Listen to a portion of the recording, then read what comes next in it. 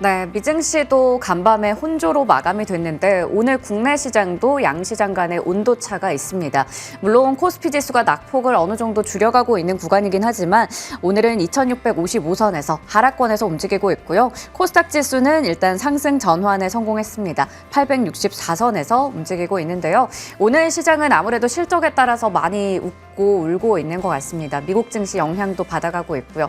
시장에서 어떤 종목에 눈을 가지면 좋을지 이분과 이야기 나눠볼게요. 알파경제 김정일 이사님과 함께합니다. 이사님 안녕하세요. 네, 안녕하십니까. 네, 먼저 머니맵 통해서 굵직한 섹터의 흐름부터 짚고 가도록 하겠습니다. 오늘은 시총 상위주들의 힘이 좀 많이 붙이는 하루인 것 같습니다. 반도체와 2차 전지 쪽이 어제는 강하게 또 지수를 견인해줬는데 오늘은 SK 하이닉스가 실적이 잘 나왔음에도 불구하고 미국의 빅테크 쪽, 반도체 쪽에 영향을 좀 받아가면서 삼성전자, SK 하이닉스, 한미 반도체까지 모두 다 흔들리고 있습니다.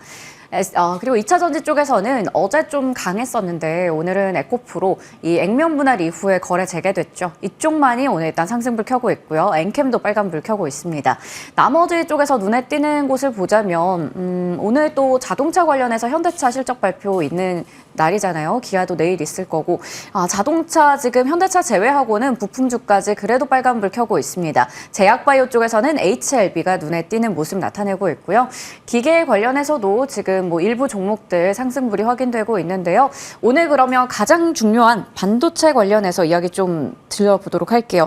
SK 하이닉스 1분기 어닝 서프라이즈 기록을 했습니다. 디램도 낸드도 이제 회복세 나타내고 있고 나중에는 이제 흑자 전환할 거다라는 기대감도 있어요.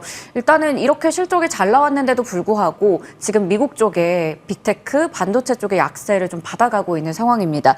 이거 어떻게 해석해야 되는지도 궁금하고요. 자, 그러면 지금같이 밀릴 때 좋다라고 하는데 밀렸을 때는 담아도 되는 기회인지 투자에 있어서 우선순위를 꼽는다면요? 네, 일단 1분기 실적에 있어서 핵심 포인트가 뭐냐라고 물으신다면 이렇게 엔비디아나 하이닉스나 기대감을 가지고 먼저 주가가 가파르게 올랐던 종목군들은 시장의 조정에서 흔들렸다가 실제로 좋은 실적을 발표하면서도 의미 있는 반등 흐름을 보이지 못하고 있는 것은 결국 속도 조절이라는 것이죠. 그래서 지금 주가의 상승이 전체적인 업황의 상승을 충분히 반영하지 않았다고 하더라도 증시 자체가 뭔가 에너지가 조금 둔화되는 구간이니까 선도했던 종목군들도 일정 부분의 가격 조정, 이후에 기간 조정으로 전환될 수밖에 없는 구간이고요. 따라서 이들 종목에 장기적으로 투자하신 분들은 포지션을 바꿀 필요가 없지만 트레이딩을 하시는 분들의 입장에서는 어느 정도의 저점이 형성되는가, 소위 기간 조정에 들어갈 때 기간 조정의 저점은 어디인가 정도는 확인해 보실 필요가 있겠다. 그래서 신규 매수 관점에서 트레이딩 관점에서 보면 저점이 확인되었을 때 신규 매수. 그다음에 중기적인 투자 관점에서 반도체 쪽은 여전히 나빠질 이유가 별로 없는 상황이기 때문에 포지션이 조금 적거나 아예 반도체 쪽에 포지션이 없으셨던 분들은 하이닉스나 삼성전자를 대상으로 계속 저가 매수를 타진해 보는 것은 저는 여전히 유효하다라고 보고 있습니다. 다만 한미 반도체를 포함해서 독점적인 기술로 인해서 밸류를 조금 높게 받고 있는 종목군들은 신규 매수하기는 쉽지 않죠. 신규 매수를 하더라도 단기 변동성에 항상 노출될 수 있기 때문에 그에 대한 대비가 되어 있지 않다면 여전히 트레이딩 바이 정도의 의견만 가능하다, 이렇게 볼 수가 있습니다. 그래서 정리해보면 트레이더가 됐든 아니면 장기 투자자가 됐든 반도체를 충분히 채우지 못했다면 단기 박스의 저점이 확인되었을 때 저는 매수해도 된다라고 보고 있고요. 한미 반도체를 포함한 높은 고밸류의 종목군들, 성장과 독점의 가치를 반영하고 있는 종목군들에 한해서는 트레이딩 바이 정도의 의견을 여전히 유지하고 있습니다. 네, 좋습니다. 반도체 관련해서 중장기적으로 우리가 또 긍정적인 부분들을 짚어볼 수 있는 만큼 지금 반도체 쪽의 비중이 약간 부족하다라고 한다면 트레이딩 바이 정도에서는 좀 접근이 가능하다, 이렇게 정리해 주셨습니다. 자, 이번에는 2차 전지 쪽에서 오늘 또 눈에 띄는 에코프로입니다. 5분의 1 액면 분할 이후에 또 거래 정지됐다가 오늘 재개가 된 첫날인데요. 다시 또 개장하자마자 10% 정도 급등 나왔었어요. 현재는 오름폭 좀 줄여서 7% 정도 상승하고 있습니다. 50만 원대였던 굉장한 또 부담되는 주가였는데 이제는 10만 원대까지 뚝 떨어지다 보니까 투자금이 또 몰리고 있거든요. 우리 현실적인 목표 주가 얼마나 생각할 수 있을까요? 네, 일단 이 종목의 목표 주가를 산정하는 것 자체가 조금 어려워졌죠. 왜냐하면 뭐 관련된 자회사들의 실적이 어느 순간부터 개선될지, 그다음에 투자금은 꾸준하게 얼마나 나갈지 여부가 계속 불분명하기 때문입니다. 장기적으로는 투자도 지속될 것이고 성장도 이어질 거다라는 것에 있어서의 의심은 없지만 시장 업황에 따라서 투자의 속도를 조절할 수도 있고요. 실적의 호전 속도도 조절될 수가 있는 상황인 것이죠. 그래서 이 종목은 지금 구간에서는 어떤 특정한 목표가를 설정해서 가기에는 정말로 오랜 기간 장기 투자를 염두에 두신 분 외에는 목표가를 설정하기가 쉽지 않다라고 봐야 될 것 같고요. 지금은 흘러가는 대로 투자하는 것이 맞지 않느냐. 그래서 자신이 어떤 설정해 놓은 구간, 뭐 예를 들어서 이 정도의 지지를 이탈하면 줄이겠다라고 하는 명확한 자신만의 손절선 혹은 익절선을 만들어 놓으시는 게 좋을 것 같고요. 저는 지금 구간에서 뭐 에코프로가 뭐 크게 올라간다라기보다는 이 종목도 지금 하단을 확인하는 박스권을 그릴 가능성이 높다라고 전체적으로 보고 있기 때문에 에코프로가 지금 뭐 돋보이게 예전처럼의 상승을 보일 가능성은 거의 없다. 지금은 바닥을 확인하는 새로운 박스권을 형성할 가능성이 높기 때문에 장기 목표가를 설정하기보단 흘러가는 대로 투자하시는 것이 좋겠다. 이렇게 바라보고 있습니다. 네. 굉장히 어렵네요. 지금은 바닥을 좀 벗어나서 장기적인 또 박스권을 그릴 수 있다라는 부분에서 얘기해 주셨고요. 우리가 숫자로 딱 목표 주가를 설정하기는 다소 좀 무리가 있다라는 부분도 함께 짚어주셨습니다. 자, 개장 특징주들 알아봤고요. 오늘 잠금 해제 종목으로 넘어가 보겠습니다. 첫 번째 종목은 바로 롯데케미칼입니다. 반등의 키포인트, 주가가 사실 쭉 이렇게 좀 흘러내려왔는데 이 저점을 좀 어느 정도 확인하고 회복할 수 있는지 그게 궁금해지거든요. 회복의 시그널 조금씩 이제 해외 통해서 긍정적인 뉴스들 전해지고 있다고요. 네, 국내외에서 지금 의미 있는 뉴스 3가지가 나왔습니다. 그래서 뭐 이 종목에 대해서는 뭐 단기적으로 크게 올라갈 것 같지는 여전히 않지만 그래도 우리가 소위 뭐 가치 투자를 하고 그다음에 어떤 업황의 바닥에 있는 종목군들을 한번 노려본다면 의미 있는 뉴스가 나왔기 때문에 뭐 한 3월 달에도 말씀드린 것 같고요. 다시 한번 말씀드릴 수밖에 없는 그런 상황인 것인데, 자, 일단 2가지 뉴스 어떤 게 나왔습니까? 지금 우리가 뭐 대산, 울산, 그다음에 여수의 가장 큰 화학단지들이 있죠. 근데 이 화학단지에 지금 롯데케미칼이나 LG화학이나 이렇게 대형업체들은 모두 다 들어가 있는 상황인데 국내에서 어떤 얘기가 나왔냐면 뭐 물론 사실 여부는 좀 더 확인이 필요하지만 구조조정이 어차피 안 되니까 팔고 싶은데 이게 구조조정이 안 되니까 야 그럼 대산에 있는 건 뭐 예를 들어서 롯데에 몰아주자. 울산에 있는 건 LG에 몰아주자. 이런 식의 지금 얘기가 흘러나오고 있단 말이죠. 그러니까 만약에 해외로 매각이라고 하는 혹은 국내에서 매각이라고 하는 것이 되지 않으면 지역별로 한 회사로 이런 구조조정이 나타날 가능성이 제기가 됐죠. 두 번째 의미 있는 뉴스, 유럽에서 어떤 얘기가 나왔습니까? 지금 이 가격 경쟁력이 떨어지는 크래커 장비들을 아예 영구 폐쇄하는 방향으로 간다라는 뉴스도 나왔습니다. 그래서 전 세계에 지금 이 크래커들에서 관련된 석유 화학 제품들이 공급이 되는데 일단 전체적인 공급에서 유럽의 오래된 크래커들이 그냥 폐쇄가 아니라 보수를 위한 폐쇄가 아니라 영구 폐쇄에 들어가는 것들이 있다는 것은 중요한 부분이고요. 세 번째, 오늘 나온 뉴스죠. 자, 지금 아시아 쪽에 동부아시아 쪽의 석유화학 가동률이 급격하게 올라오고 있다라는 것이죠. 이게 뭐 중국 수요가 증가해서 그렇진 않은 것 같습니다. 뭐 중국 쪽은 여전히 제한적인 상황이고요. 근데 유럽 쪽에서의 물량이 줄었든 아니면 동남아시아나 인도 쪽의 물량이 늘었든 가동률이 빠르게 회복되고 있다는 것은 그렇다면 결국은 우리나라의 주요 기업들의 투자가 국내에도 되어 있지만 뭐 말레이시아나 이런 쪽의 지역에 되어 있는데 가동률이 회복된다라는 건 가동률이 올라가면서 마진도 회복될 가능성이 높아진다라는 것을 의미하고 있잖아요. 그래서 최근에 전체적으로 유가의 상승과 납다 가격 상승에 따라서 이 가동률이 올라가는 것인지는 좀 더 확인이 필요하겠지만 과거 기준으로 보면 한 75% 정도만 넘어도 마진이 회복되는 모습이었는데 지금 무려 85%까지 회복이 됐다. 그런 차원에서 본다면 여러 가지 뉴스들이 업황의 바닥을 조금 예측할 수 있는 뉴스들이 많이 나오고 있다는 것을 한번 주목해 볼 필요가 있지 않느냐 이렇게 보고 있습니다. 네.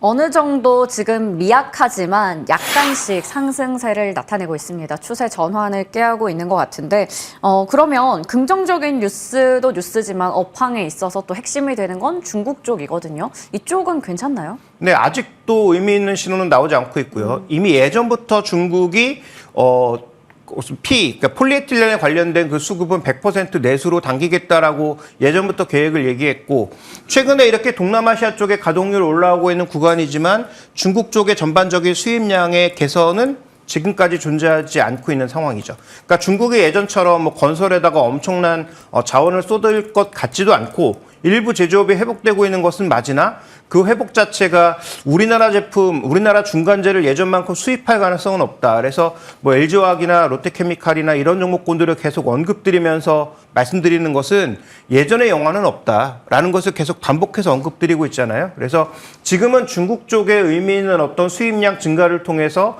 국내 물량이 이쪽으로 유입될 가능성은 상대적으로 낮은 거죠. 그럼에도 불구하고 말씀드리는 이유는 우리가 스스로 구조조정에 나서고 있는 모습이고, 해외 쪽에서의 수급도 약간의 변화가 있고, 그다음에 동남아시아 쪽의 가동률이 올라오기 시작하면서 마진이 반전될 가능성이 서서히 언급되고 있는 부분이기 때문에 여기에 우리가 방점을 찍고 한번 바라볼 필요가 있다. 이렇게 말씀드리는 것입니다. 네, 좋습니다. 자, 그렇다면 반등이 나온다면 그 시기는 언제쯤일지, 그 폭은 어떻게 될지도 궁금해요.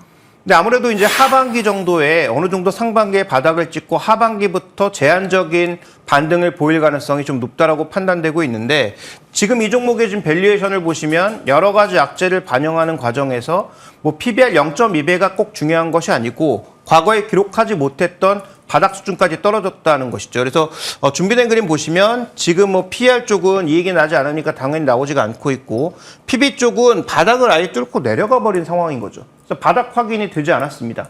추가적인 하락이 더 나타날 수도 있고요. 1분기 실적을 보면서 추가적인 실망이 나타날 수도 있죠.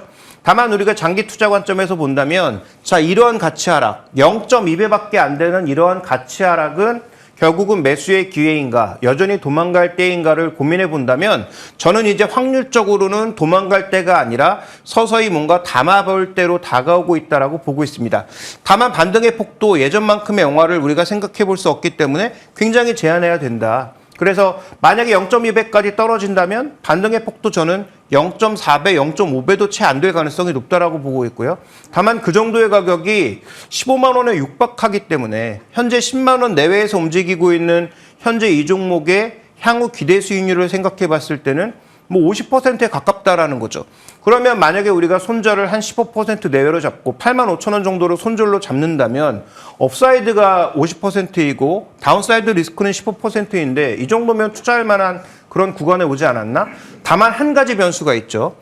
PF 문제라든지 롯데건설의 문제가 추가적으로 터지면서 롯데그룹의 전체 자금 상황이 악화되었을 경우, 라든지 아니면 추가적인 설비 투자 구조 조정이 되지 않아서 이와 관련된 여러 가지 손실이 나타날 수 있는 경우의 약점은 물론 남아있기 때문에 반등폭도 굉장히 작게 잡고 있는 것이지만, 이런 것마저도 잘 해결할 수 있다면 그때는 목표 주가를 더 높일 수가 있다. 그래서 저는 추가적인 하락을 염두에 두고 오히려 추가적인 하락이 나왔을 때 조금씩 한번 담아보면 의외로 기대 수익률은 하반기에 꽤 높아질 수 있는 부분이 있다. 그런데 그 높아진 기대 수익률조차도 PB 한 0.4배 정도에 불과하다라는 것을 말씀드리고 싶습니다.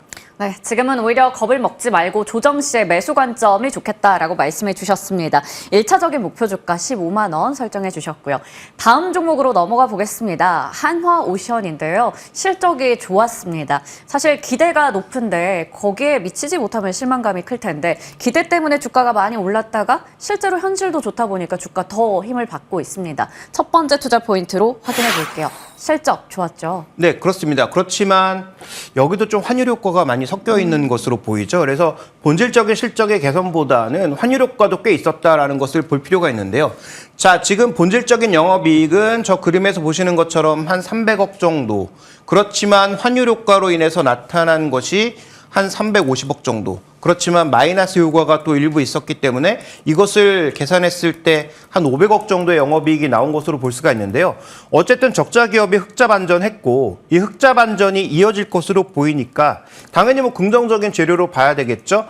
다만 이렇게 실적을 발표하면서 주가 탄력이 조금 떨어지고 있는 것은 여러 가지 기대감이 주가의 실적과 더불어서 녹아있기 때문에 결국은 이 종목의 주가를 바라보는 데 있어서 핵심 포인트는 현재 우리가 지금 기대하고 있는 부분, 실적의 개선은 이제 상수로 놓고 그렇다면 지금 기대하고 있는 모멘텀이 얼마만큼 현실화되느냐가 관건인 것이죠. 그래서 아마 지지난달인가 이 종목을 말씀드릴 때 제가 목표가를 말씀드리지 않았는데 그 이후에 생각보다 굉장히 다양한 모멘텀이 이 종목에 겹쳐지면서 어떻게 보면 조선 빅3 중에서 가장 취약한 부분이 있었음에도 불구하고 이 종목에 거는 기대가 가장 높아지고 있는 것이 굉장히 아이러니하다라고 말씀드릴 수 있을 것 같습니다. 네, 맞습니다. 그러면 이제 지금 많이 올라온 주가지만 오늘은 또 4% 정도 눌려 있거든요. 이 기대감이 주가에 잘 녹아들어 있는 건지 본격적으로 흑자 구간에 들어섰다. 생각보다 빨리 이제 실적이 잘 반영되고 있다라고 하는데 얼마나 적절한 주가인가요, 지금은? 네, 현재 지금 수주하고 있는 것들로만 우리가 생각해 본다면 현재 주가가 그렇게 싸 보이지가 않습니다. 네. 자, 준비된 그림 보시면 저쪽에 이제 2020년부터 쭉 들어왔던 탱커라든지 이런 것들이 하나둘씩 실적으로 돌아오고 있는데, 물론 이제 내년부터는 2022년 이후에 물량들이 들어오는 것이니까 상대적으로 마진은 더 빠른 속도로 개선될 수 있고요. 근데 지금의 주가 상승은 저 탱커, 가스선, 컨테이너 이런 것들 때문에 움직이고 있는 게 아니죠. 바로 군함과 잠수함, 그 다음에 미국의 그 군함과 관련된 MRO 수주 기대감으로 주가가 움직이고 있는 거죠. 그러면 관련된 뉴스들이 과연 얼마만큼 현실화될 수 있을까? 실제로 뭐 호주 쪽의 방산업체 M&A 이런 것들은 우리가 좀 시간을 두고 결과를 지켜볼 필요가 있을 것 같고, 그 다음에 지금 기대가 굉장히 높아지고 있는 국내 방사청과 관련된 뭐 잠수함이나 군함 수주 같은 것들, 즉 특수 목적선을 기반으로 하는 것들이 국내에서 수주가 늘어나는 것도 중요하지만 해외 쪽에서의 MRO, 소위 이제 수리와 관련된 수주가 늘어날 수 있는지가 결국 관건이라서 그 기대감 자체가 주가를 끌고 가고 있는 것이다라고 봐야 될 것 같고요. 그래서 일단 모멘텀, 실적이라고 하는 모멘텀을 노출하고 나서 단기적인 조정은 오고 있는데 말씀드렸던 여러 가지 기대감이 살아있는 상태라면 위쪽으로 조금 더 열릴지 않겠는가라는 부분을 바라봐야 될 것 같습니다. 네, 좋습니다. 자, 그러면 한화오션 어느 정도의 목표 주가를 체크하면 좋을까요? 네, 밸류 기준으로 이 종목을 판단하기는 쉽지 않다. 왜냐하면 지금 여러 가지 기대감이 있지만 그 기대감을 실제 숫자로 끌어오기까지는 여전히 조금 우리가 물음표가 있고요. 그다음에 지금 경쟁 상태예요. HD현대중공업과 경쟁 상태이기 때문에 이게 한화오션으로 갈지 아니면 HD현대중공업으로 갈지는 아직 알 수 없는 국면이죠. 다만 하나그룹의 방산 시너지를 생각해 보면 하나그룹 쪽으로 뭔가 좀 가지 않겠는가라는 기대감은 있는 것 같고요. 그런 차원에서 봤을 때 지금 PB 관점에서 지난번 고점이 한 3배 정도까지의 움직임이었는데 저는 이 PB 3배도 중요하지만 기술적인 고점이었던 전고점까지의 트라이는 한번 시도할 수 있지 않을까라고 봐서 지금 나타나고 있는 단기적인 조정을 잘 소화해내는 과정이 있다면 PB 3배, 그 다음에 지금 기술적으로 전고점이었다고 할 수 있는 한 4만 원대 초중반, 4만 4천 원이라고 하는 전고점까지 그 정도 레벨까지의 트라이는 한 번 정도는 시도할 가능성이 높다라고 보고 있습니다. 다만 이 전제는 시장 전체가 크게 무너지지 않는다라는 것을 전제하는 것이기 때문에 만약에 시장에 무슨 리스크가 나타나거나 하면 이 종목도 크게 빠질 수밖에 없죠. 그래서 그 전제만 깔리지 않으면 저는 아마도 기대감에 의해서 전고점까지 한번 시도는 나타날 가능성이 있다라고 봐야 될 것 같고요. 다만 뭐 예전에 언급드렸던 대로 조선업종에서 제 원픽은 여전히 삼성중공업인데 이 종목이 워낙 모멘텀을 타고 가고 있기 때문에 그 모멘텀이 현실화되는 구간까지의 반등은 좀 가능하지 않을까라는 차원에서 오늘 이 종목을 언급드렸습니다. 네, 자세하게 한화오션에 대해서 짚어주셨습니다. 우리 좀 이 종목에 대해서는 긍정적인 시각을 가져도 될 것 같고 지금 시장과 좀 연동해서 같이 보는 것도 중요해 보입니다. 44,000원의 목표 주가 기억해 보도록 할게요. 지금까지 알파경제 김종효 이사님과 자세한 이야기 나눠봤습니다. 고맙습니다.